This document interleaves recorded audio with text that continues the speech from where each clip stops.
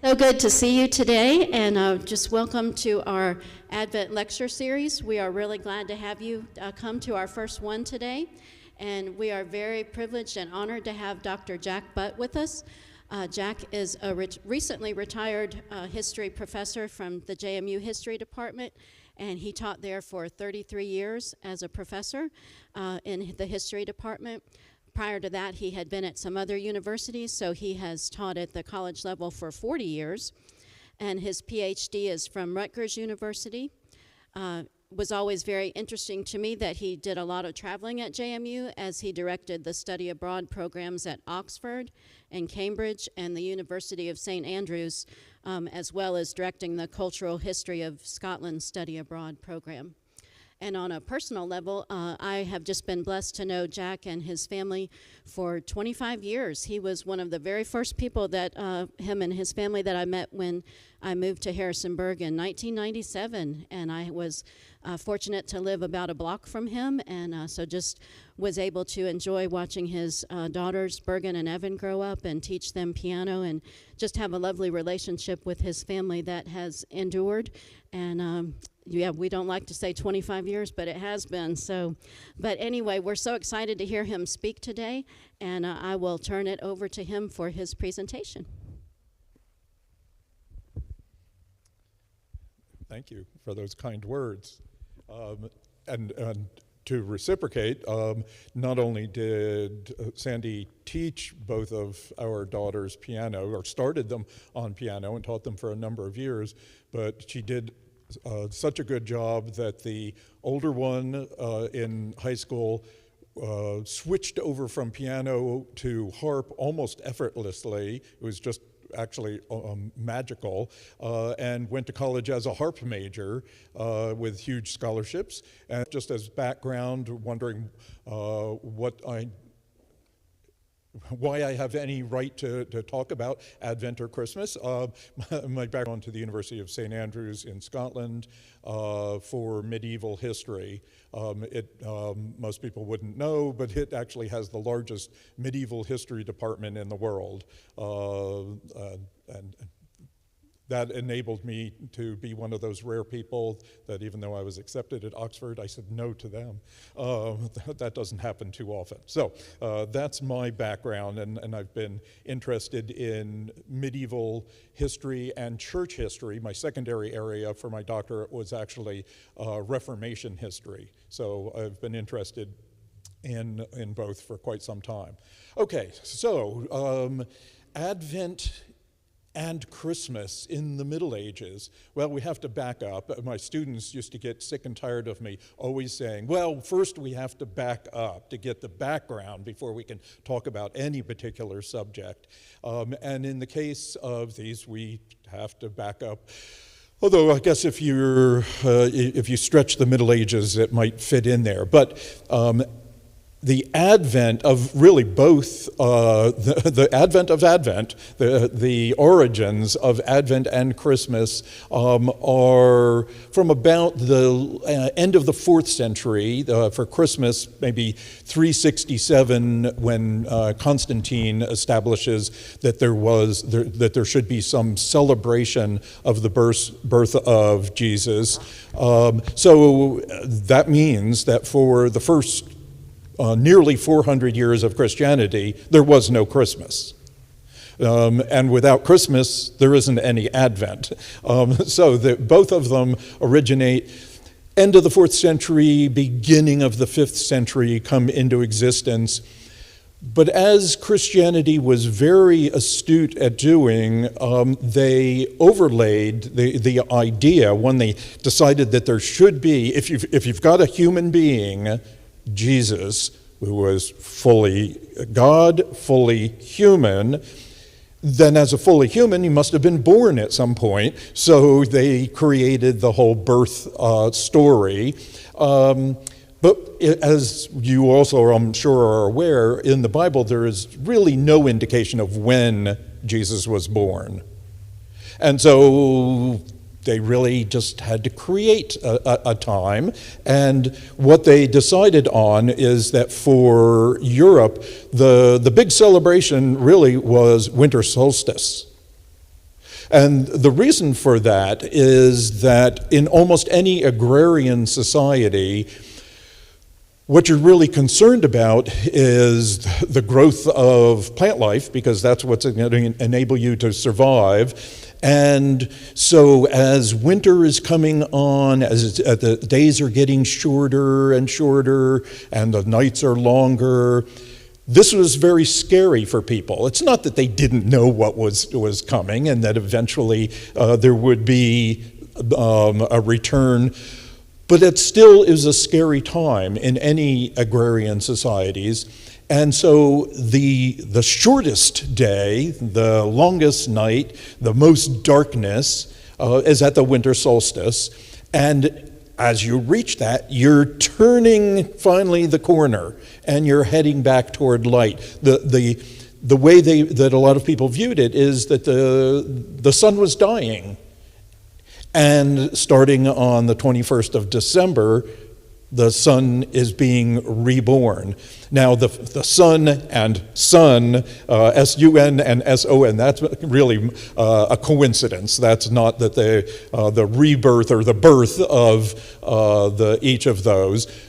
But they do get matched up, not word-wise, but idea-wise, so that the winter solstice is when they decided this would be approximately. Now, don't put it exactly on, because then people would say, hey, you're just creating a new holiday on the winter solstice. Oh, no, this was entirely a Christian idea.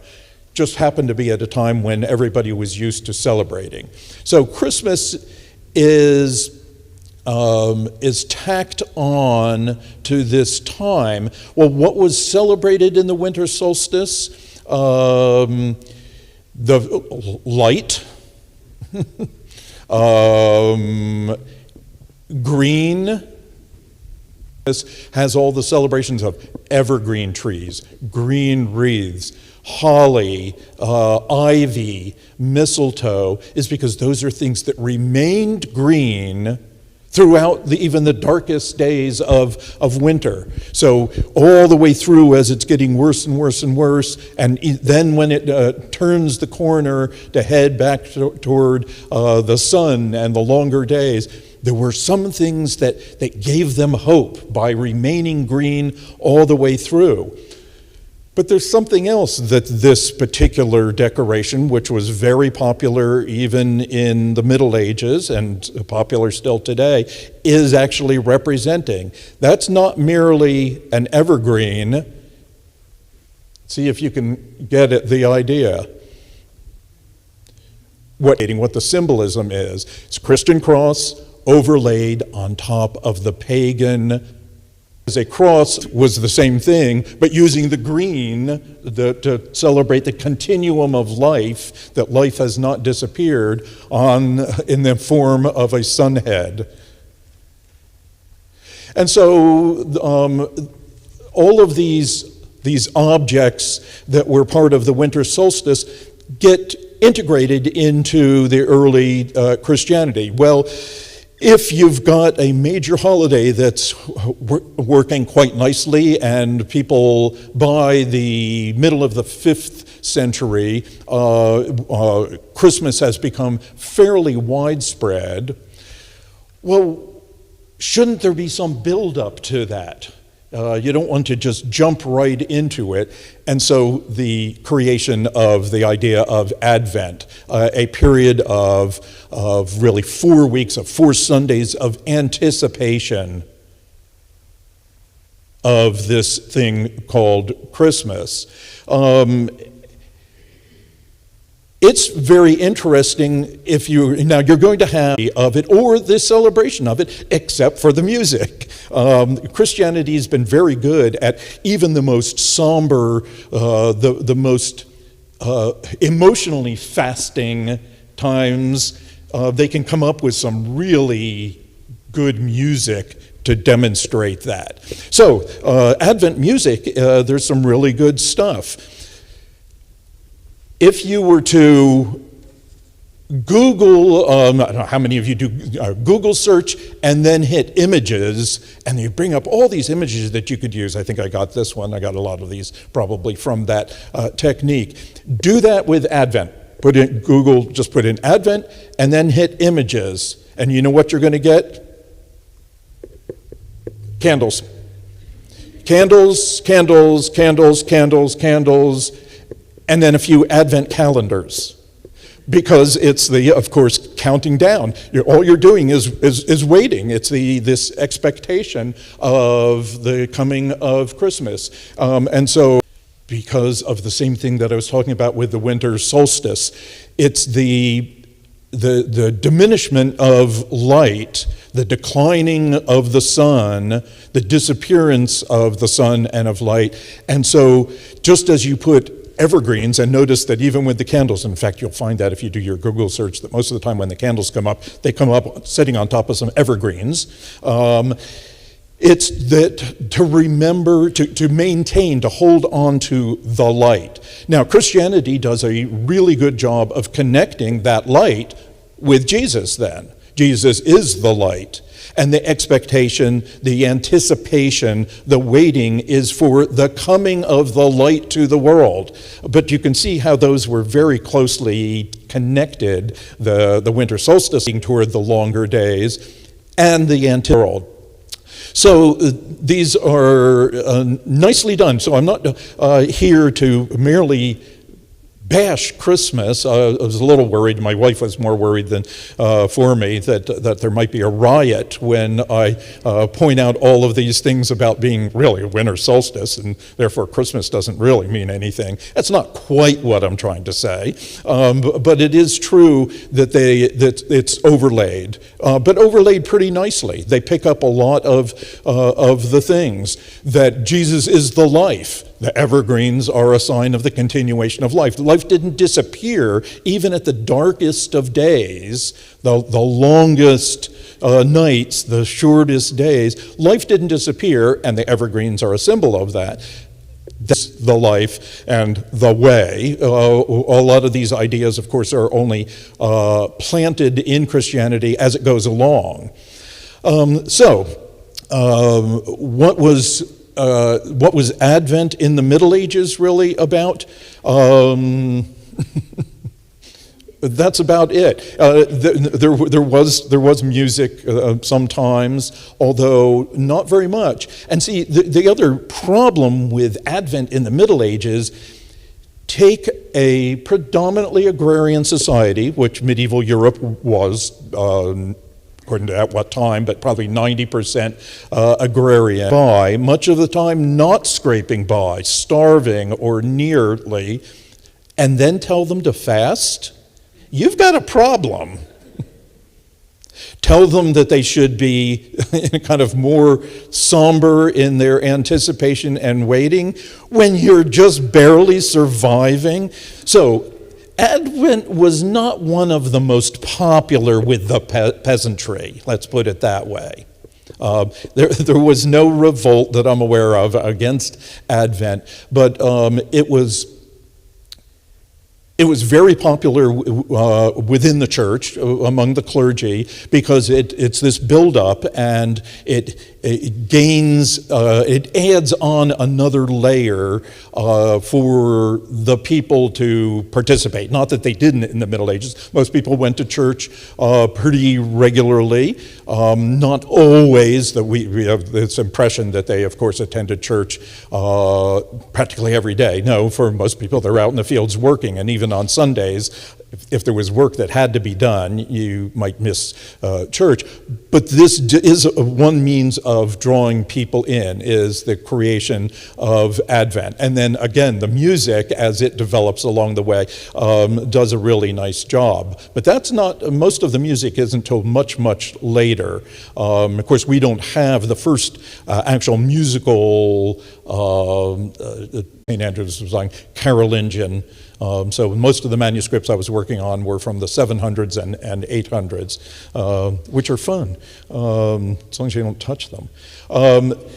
So Advent in the Middle Ages, By the High Middle Ages, by the 13th century, the church had established a whole set of traditions, such as the colors that would go with Advent.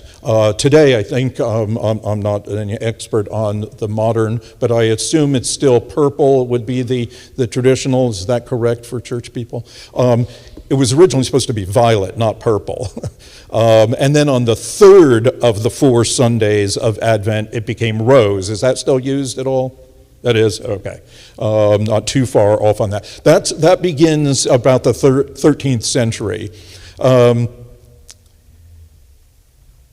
But beyond that anticipation, there are not a whole lot of other traditions. When we get to Christmas, that changes, because Christmas is meant to be the celebration, of course, of the birth. They didn't even really wait. You started putting up decorations. Decorations, you say? We put up decorations. Yes, that started fairly early on in the Middle Ages, where you would decorate buildings with things like holly and evergreens and mistletoe. I always find mistletoe sort of an odd one. Does everybody know what mistletoe really looks like? I mean, it's green, but it's interesting because it's a parasite. I don't think that they were really building on that concept necessarily, but it does remain green up in the trees, often quite high up in the tree. When we lived in Maryland, there were bunches of mistletoe up in the trees there. The European mistletoe is about the same. I think the American mistletoe, the leaf is a little bit broader and it has larger clusters of berries than the European. But the European is also more deadly, by the way. It's quite poisonous. The American is somewhat poisonous. Things that I'm sure you wanted to know. Maybe that's why, the hymns are the holly and the ivy, the rising of the sun. Notice the winter solstice idea, rather than the holly and the mistletoe. I guess don't want to do a hymn about something that's poisonous.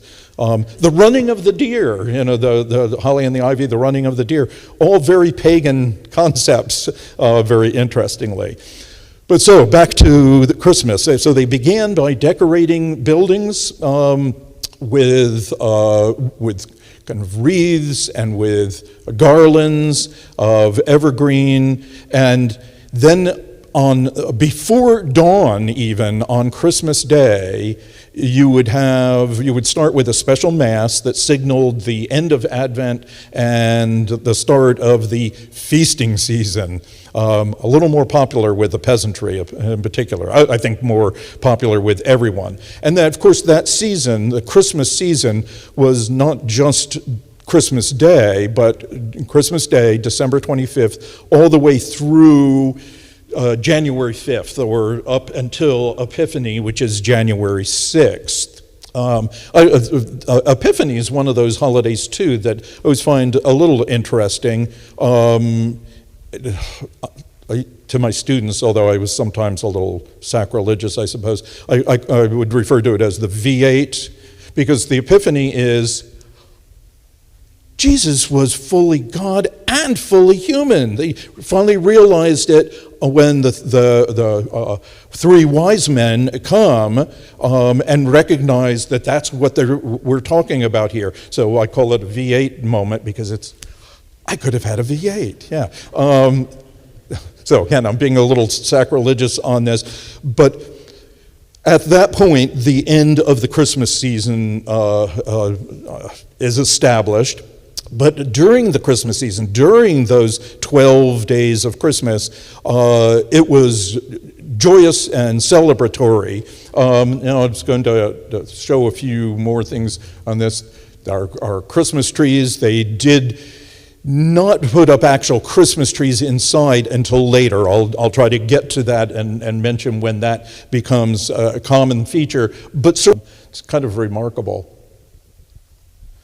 And the holly, and of course the berries, and Christianity picks up on some of that concept, and the blood of Jesus, and who is going to be sacrificed on a cross at the end of his life, with the red of the berries of the holly. A Yule log, and notice how nicely done that one is. The French are the ones that are really good at Yule logs.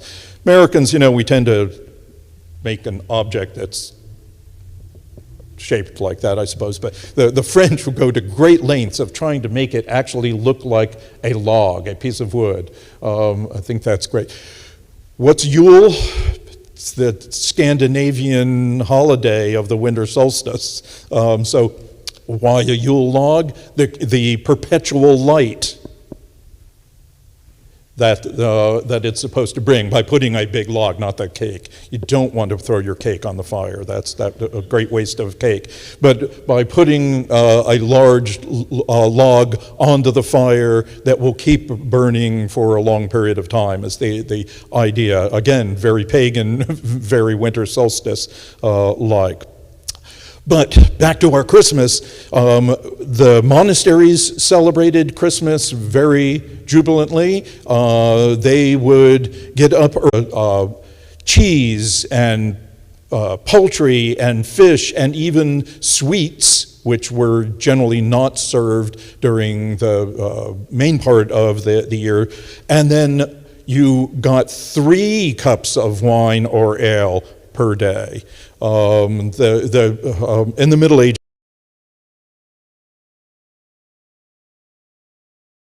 Middle Ages, you can understand why that might drive them to drink, but they did mainly because it was something that was pure enough to drink.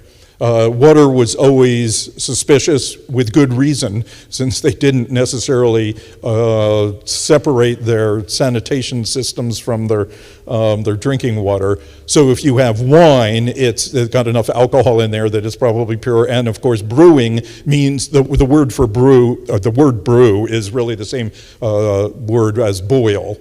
So you've cooked your water. It's probably safe when you make ale out of it. And just for those of you who are really interested in this subject, which is probably very few of you, that it was ale and not beer. Beer only comes in the 14th century by the addition of hops. That's what makes ale into beer. That's what I actually did my doctoral dissertation on, believe it or not. Cups of wine or ale, not unusual, because we have sources from some of the estates, some of the monastic estates, where when the peasants were doing the work for the actual monastery, they would usually provide drink for them, and they provided 1 gallon, on average, 1 gallon a day of ale, and that was for the females. 2 gallons a day for the males, if you can imagine. Yeah, no wonder the Industrial Revolution didn't happen until later.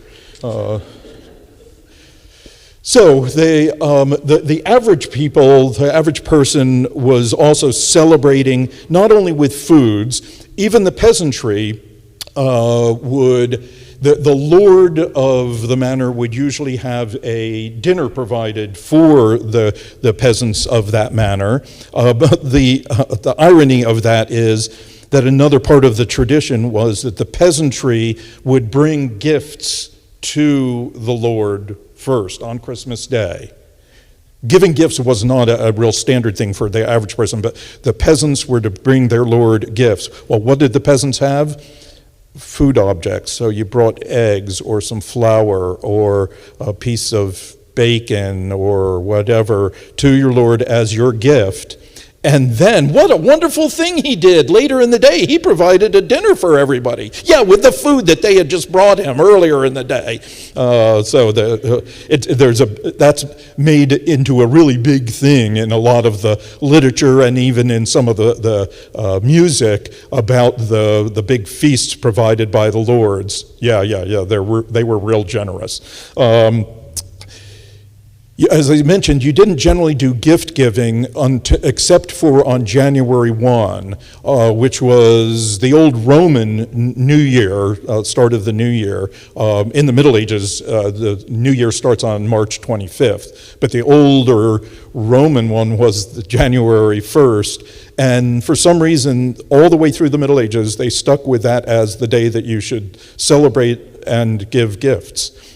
But besides eating and drinking, they would party. They would put on plays of all different sorts, often quite bawdy, but all sorts of entertainment. They would do music and dancing. And the other thing that I've always thought was kind of interesting as a celebration is that they would dress up as other things. They would dress up as animals of all different sorts, make costumes, spend a great deal of effort to make these costumes. One of the favored was the boar's head. Why a boar's head? A bunch of reasons, probably some that I shouldn't bring up here, but the boar represented sensuality and sexuality somewhat, but it was also, the pig, remember, is the symbol in medieval Europe of prosperity. You knew that from your childhood. Most peasants tried to raise a pig during the span of the summer. You would get a piglet early on in the spring, and then you'd turn them loose, and you would go out into the woods and find acorns and mushrooms and eat. And then later in the summer, you'd pen them up and throw them all of any kind of vegetable waste from the gardens and so forth to fatten them up a little bit. And then in the fall, after the first freeze, you butchered. Everybody would butcher generally on the same day, and you had all of your cuts of meat that are going to have to last you until the next fall when you butchered again. So that pig, if it's successful, is your wealth. And you know that from childhood because that's why there are piggy banks. The pig is your bank. It's your whole source of wealth. So if something happens to your pig, and I've always had students ask me, well, if everybody turned their pigs loose and they all roamed around the woods, how did you know your pig? And I always say back to them, if your dog got loose and was running around with other dogs, would you not know your dog? Well, of course. Well, you'd know your own pig too. So that's not like a boar's head. And I think I have somewhere in here. Oh, well, here's some singing. Now, these are obviously monks and one clergy member. This is fun to show that in the Middle Ages they did the same kinds of things that we might do for fun. They're having a snowball fight. Because you can go out after finally Christmas Day has arrived, and for the next 12 days, you often had less work. The lords claimed that they would give the peasants off for 12 days. That probably didn't really happen either. They might have off some, but you did have more time off, partly because it's in the middle of the winter. There's not as much to do. You're not out plowing. You're not harvesting anything. You are repairing or rebuilding your tools, mind you, during this period of time, but you've still got more time to go out and have a snowball fight. There's the killing of the pig, and he's draining one of the favored things in England still today, but in the Middle Ages, during the Christmas season, was blood pudding. How many people have ever had blood pudding?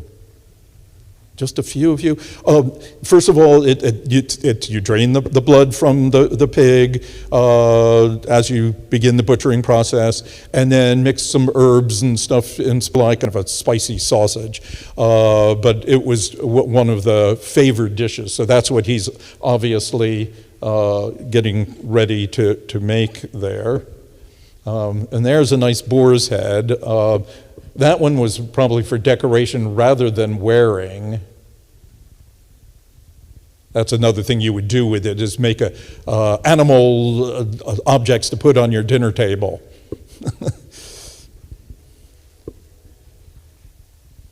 And then another part of the tradition of the medieval Christmas is if you had any money at all, if you were well off or even reasonably so, you open your doors, you open your table to people with less. Except that the really rich never invited the really poor. That's going just a little too far, you know. You don't want the riffraff in your house. But it did work somewhat. The Lords would invite some of the craftsmen and stuff like that into your house, and down to the craftsmen might have some of the workmen into their houses, and the lowest of the low probably never got invited to anybody's house. But you would have these larger dinners and serve people of all different sorts. You can tell that they're not really of all different sorts in this picture.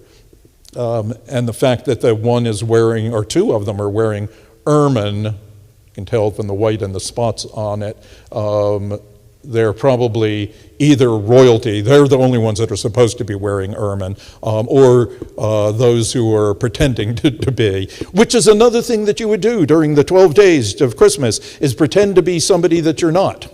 That could be that the poor would pretend to be the rich, that you males often dressed up as women. You know, you can try to read some psychology into that. I'll leave that alone. But that was a favored thing to do. And sort of turning the tide, or turning the tables, which was a very, I wouldn't say common, well, it was a fairly common medieval tradition for several holidays, where you would turn the world upside down, it was often referred to as, where the poor would pretend to be the aristocracy. Another way that was done during the medieval Christmas season was with the bean cake. By the High Middle Ages, it was a tradition to make, in England especially, and they still love their fruit cakes. No matter what the fruit is, throw it in there. But I mean, things like dried raisins and currants and so forth. A really dense, heavy fruit cake, and within that cake, and they were often quite large, you would put a bean. Later, the tradition becomes a coin, but for most of the Middle Ages, it was a bean that you put just one somewhere in the cake.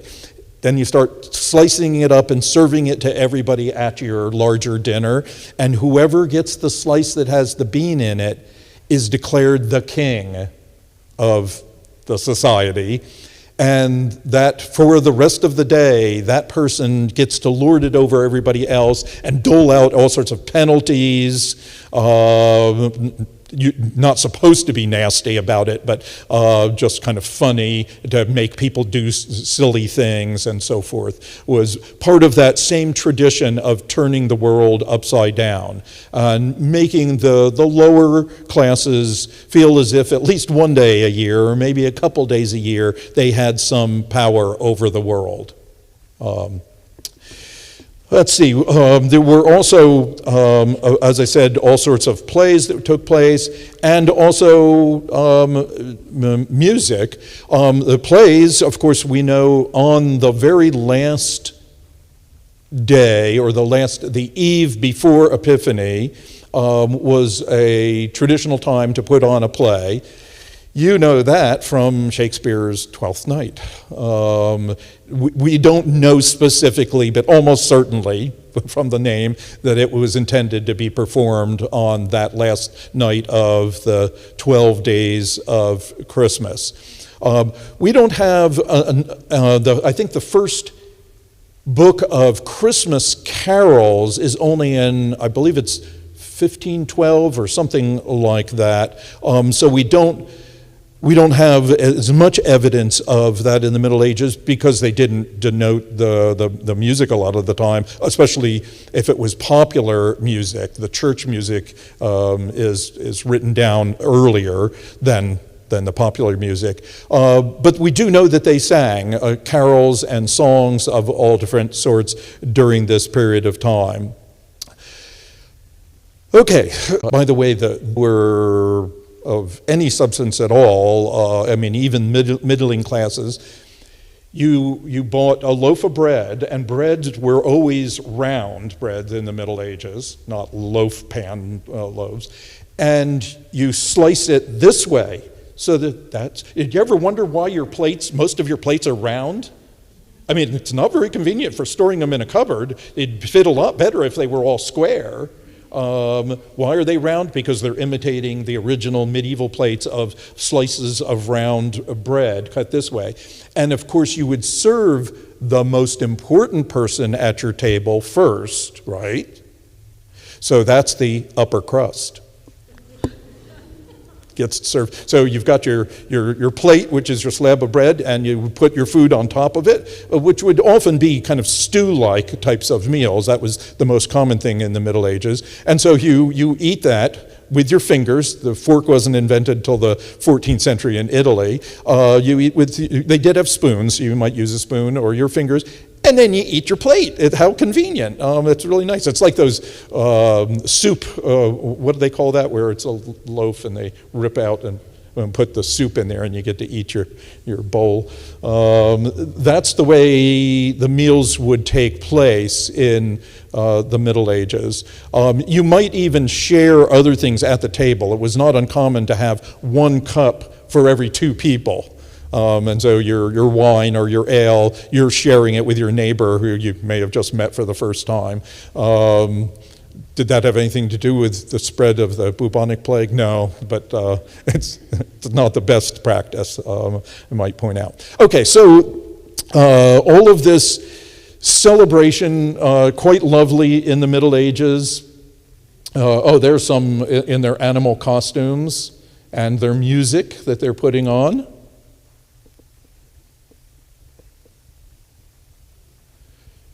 Still hard work, even if it's Christmas time. By the way, that cow in the house was quite common in the Middle Ages, that you brought your animals in because, a couple of reasons. One is that in the Middle Ages in Europe, they didn't have great big barns. That's an American feature, to have a really big barn where you can put all of your hay and all of your animals and your machines and stuff like that. In Europe, it was generally several small buildings, but you didn't have one generally to keep animals in. So in the winter, you brought them in because it's cold out there. You bring them in and it adds warmth to the household. So you might bring in the cow, the horse, if you had one. Most people didn't. Your goats, a couple of sheep, your chickens, and they're all in your house with you overnight. Not uncommon. Okay, let's hold off on that and get to that. Okay, Middle Ages ends, along comes the Reformation, and I know I'm not supposed to go this far, but I can't give you the history of Christmas without doing this. Things are fine until we get to the Puritans of England in the 1600s. And they don't like all this pagan stuff and all of this frivolity and celebration and fun and dancing and theater and games and songs. It's got to go. Christmas actually gets banned by 1645 in England. No longer celebrate Christmas. And all the stuff is thrown out. Now, whenever you have a government banning anything or doing anything, you know that not everybody's going to follow that. We have some indications of that even today. So there were certainly people that may have celebrated Christmas sort of quietly and in their home. But it's banned. It's no longer allowed. And anyone who was the hardcore Protestant to be puritanical did not participate. 1660, with the restoration of the monarchy, some things come back. Theater comes back, but the Christmas celebrations remain suppressed to a great extent. Christmas is not a big deal from roughly the middle of the 1600s until the early 19th century, when the Victorians start to bring some of it back. Because they're not all that hot on. I mean, yes, they're Protestants, but they're Anglicans, and that's really an aesthetic movement anyway. That's meant to be a jab at any Anglicans that might be here. They bring back some of it because Victoria is married to Prince Albert, who's pagan objects like Christmas trees. And so the Christmas tree only really enters with Prince Albert, becomes popularized, But then the other part of the popularizing of Christmas is a guy named Charles Dickens. Has anybody ever really studied A Christmas Carol? Because we love to talk about it, we love to look at it, we love to read it at Christmas time and watch the all different movie versions. First of all, you have ghosts and spirits that arrive.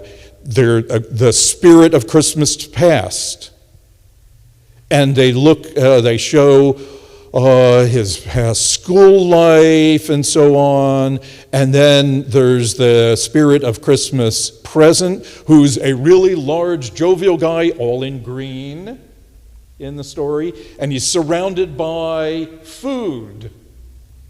It's all a matter of celebration and family life. In the Christmas present, they go and they see people with their families. Family was important. Is that particularly Christian? No, that's not. It's celebrating, and it's family life, and it's food, and it's games, because when he goes to his nephew's house, remember they're all playing games, and Scrooge gets so excited, but they can't see him, but he wants to take part in the games, and it's all back to kind of medieval ideas of what Christmas is all about. And it is true that when he wakes up in the morning, he sends a giant turkey, and he goes. But is there anything mentioned really about these being Christian ideals? No. So today, oddly enough, when you hear people talk about we need to get Christmas back to the good old ways of in the Middle Ages, or back to the way it was with Charles Dickens. It's about buying things, having a lot of food, having meals with your family, putting up evergreens and holly and ivy, and even singing some carols about those things. So, but with an overlay of Christianity. Just as the Middle Ages did that, they integrated them quite nicely. We've done the same today. As long as we remember what the origins actually are, we've been able to find a way to take this story of the birth of Jesus and the light for humanity, the life itself for humanity, and integrate it with all of those older ideas of the light, the evergreens, the continuation, the celebrating when the light finally turns the tide, turns that corner, and is going back toward the longer days. So it's a very mixed story. I did not bring for you and dancing. That's my favorite. These are some of the original images that were made for the original edition of A Christmas Carol, which, by the way, Charles Dickens wrote it because he had run out of money. He had spent all of his money. Now, he did spend it on good things. He established what were called ragged schools, first in London and later in a number of other cities, which were schools for the poorest of the poor children that could only come to the ragged schools in the evening because they were working during the day. And the first thing that you got when you came to one of these ragged schools was food and clothing handed to you, and only after you were fed and reclothed did they try to teach you something. But Dickens believed very strongly that the answer to poverty was education, and that people who had more should give that to the others. But he spent so much on those ragged schools that he was interested in it. In the first week, it sold all copies that had been printed. And the publisher had to scramble and start the Christmas Carol, but it did sell, that people were touched by that. So there is all of that, and all of those things, again, you can claim those as Christian ideals of giving to the poor, of caring for the outcast, the downtrodden, the hungry, are indeed Christian ideals. But we have to remember that it's a very mixed background to it. So let me stop with that and ask if there are any questions or tomatoes to be thrown. Yes? Given that Advent and Christmas have evolved over centuries, maybe looking ahead, let's say 200 years from now, what will historians look back and say happened during our time, if anything? That's a good question. I'm not, I'm good at looking at the past. I'm not as good at looking at the future. But I would think that they would say it was a tremendously secular and kind of pagan era of people wanting to just buy stuff, wanting more and more.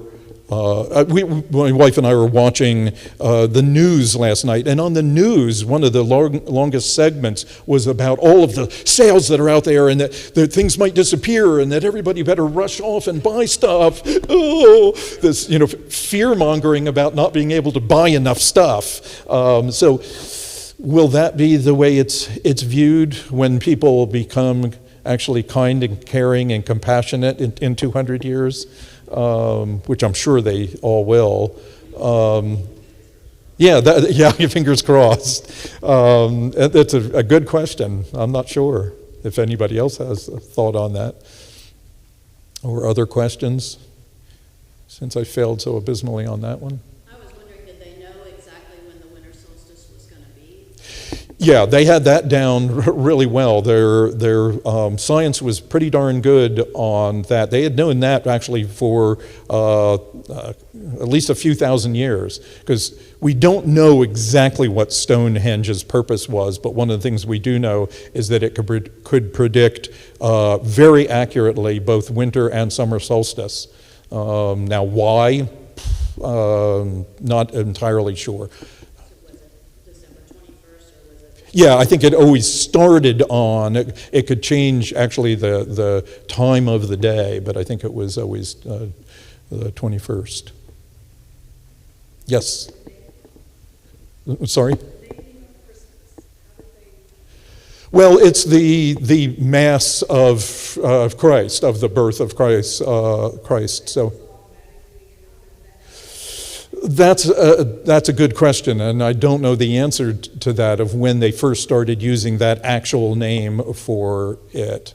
I would assume, since it's pretty obvious of what it means, that it would have been used pretty early on, but I don't know. Yes? Think about Christmas stories that we know from Scripture, and then along come the Celtic, and that spirituality is so spacious and so grounded in nature and the limit and all that. And then, in my growing up, the next thing I remember is the Reformation stuff. And of course, it got helped me try to study music. But I'm just thinking the spirituality of it all. And so all of this spaciousness got hammered by the Puritans, and I'm sure there were things going on in the Catholic Church in that time that's kind of a black hole for many of us. Mm-hmm. But when you think about how Christianity or spirituality has evolved and how we kind of put a stamp on it, it's our stamp, understanding how it evolved during medieval time. I'm sure that's worth 50 lectures. But some understanding of how that path, as we think about where we are today, and how the understanding of spirituality and Christ, or something greater than Mm-hmm. can you speak to my essence as well? Yeah. It is, and you're right. It's an entire course, at least, on that kind of thing. Certainly, the people of the Middle Ages were very spiritual, but even the spirituality was often tinged with secular or pagan ideas. I mean, the Mass itself, the Catholic Mass, when the host is raised, hoc est corpus, this is the body in Latin. Most people didn't know any Latin. The priests were supposed to know Latin. Not all of them even always did, but most did. But the people didn't know any. And so what they, for instance, just as an example of how this can evolve, is what the average person over on that side and so forth, they're sort of standing around, what they saw with the bells ring and there's the censer swings and there's a puff of smoke, and they said something like hocus pocus, hoc est corpus. So for the average person, what they saw is that when there's a puff of smoke and somebody says hocus pocus, something turns into something else, like a rabbit pulled out of a hat. So for the average person, even the most intimate parts of the religiosity were just kind of nebulous or turned into something magical and secular. So now they did know those stories. So the stories of the Bible, of the birth of Christ, the average person would know those from either a sermon or more commonly from the decorations, from paintings, from stained glass windows, from statues. In a good large church, doesn't have to be a cathedral, but a larger church, you would have enough of those that you could actually move your way around when you come in the west end and start around to the left and go all the way around. You should get all the major biblical stories. So they would know that story. But what significance would they get from it? About the star leading these three wise men, that Jesus was born in a feeding trough. To show how those things evolve, when I was growing up, and I was raised as American Baptist, just Northern Baptist, we always had a nativity scene, a living nativity outside our church every Christmas. And of course, we had this a fake baby Jesus, a doll, because you didn't have a real baby out there, in a manger. I had no idea what a manger really meant. A manger was the place that baby Jesus was in. Only years later, when I finally learned French and Latin, it's just a feeding trough, and it can look like anything. Yeah, those things can get distorted. The wise men one year in that living nativity, and the real donkey, we had some sheep, but the people setting it up rammed it on my head. So yeah, you're splitting headache and then bitten by a donkey. Clearly affected my views of all this. Now, it's a good question, but it would require a long period of time to talk about the whole evolution. And it's not all upward. One of the things that I have always had trouble getting across to my students is history isn't a continuum of an upward progression. That if you're following history, and yes, it is linear in the sense that you're going from one date to another, but it's more like this. That linear history. So it's not always getting better or worse. Other questions? Yes. When I asked when the nativity scene became Oh popular? God, you guys are all getting really good questions, none of which I can answer. No, did anybody happen to know that? When did the nativity scene, the reenactment of nativity, become popular? I know that in Germany it's been years now when we didn't know the answer, I actually finally learned to pick on whoever it was usually a boy who would be trying to sneak looking at his phone anyway. I'd say, okay, since you've got your phone out, go ahead and Google it for us and get the answer. 1223. Oh, okay. That's St. Francis. Yep, that would make sense. Another question on when they celebrated the 12 days of Christmas, were there certain things they did on different days? Oh, yeah, a little bit, not entirely. I mean, all of the feasting and stuff did go on the whole time. But the plays could be at any time, but that 12th night was usually kind of the big drama that, even if that was just in your village, that would be the big one that you were working up to. And then again on January 1 was the gift-giving day. So there were certain things that they did on specific days along, but yeah, no, right. Nice idea, though. I like that. Any other questions? Well, thank you very much.